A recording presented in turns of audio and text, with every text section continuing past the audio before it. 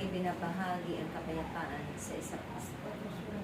Sa araw na kayo'y nakikipagtipan sa Diyos, naway lagi kayong puno ng kalinisan, gandi ng kagalakan, at hangarin ng mga buti para sa kapwa ninyo at para sa mundo.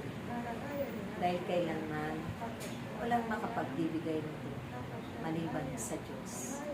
Ay inyong inaasahan, pinananaligan, pinagtitiwalaan, at pinananampalakayanan.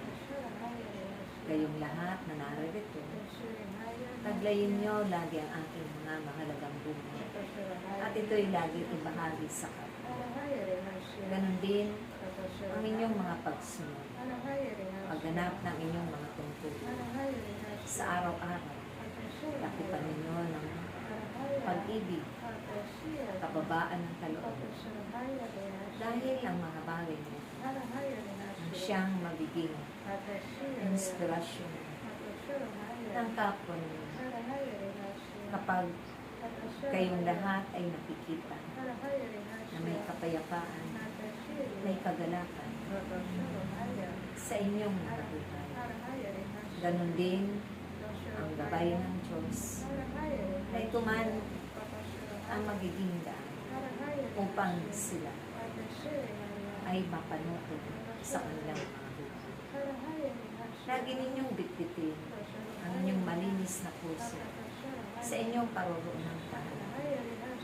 Ang kapayapaan, pag-ibig, ay lagi ninyo itong ibahagi sa mga naroon sa pagtitipon upang ang araw nila ay magkamit ng kabuluhan. Din ang inyong mga paggawa. Huwag ninyong sasayangin ang mga oras at panahon sa pagkakataon ito.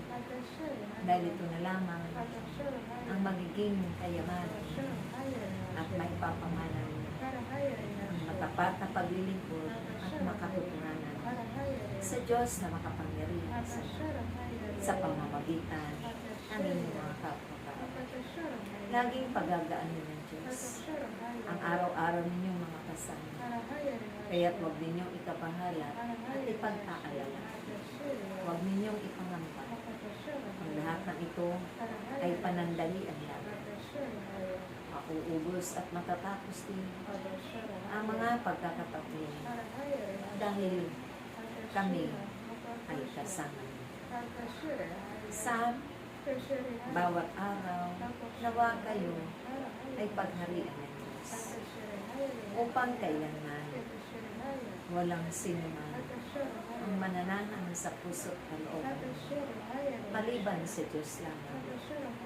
At umasa kayo ang lahat ng inyong mga pagpapagana. Ito'y gagantimpalaan sa darating ng mga panahon.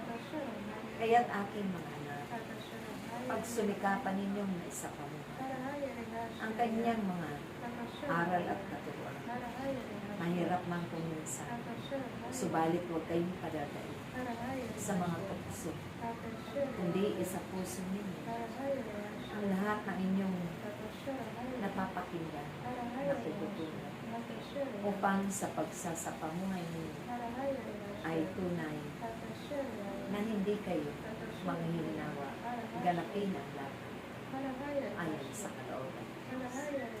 Naway aking mga anak, lagi kayong magtulungan at magkaisa, magkakunawaan, maggalangan at magpatamaan. Dahil mumunting bagay naman ay napakalipis sa Diyos. Yan ang kalulugan niya na mga gaganapin ninyo na hindi ang ibabahagi ninyo sa inyong mga kapwa magpakailanman. Ako, ang banal na Espiritu Santo, na siyang gabay at patnubay ng bawat isa sa inyo. Ako ang nagpapaalala ng mga mabubuting bagay na hindi ninyo nararapat pag walang pahala, kundi pahalagahan at bigyan importansya sa araw-araw ng inyong pagmana. Sa ngalan ng Ama, ng Anak, at ng Espiritu Santo.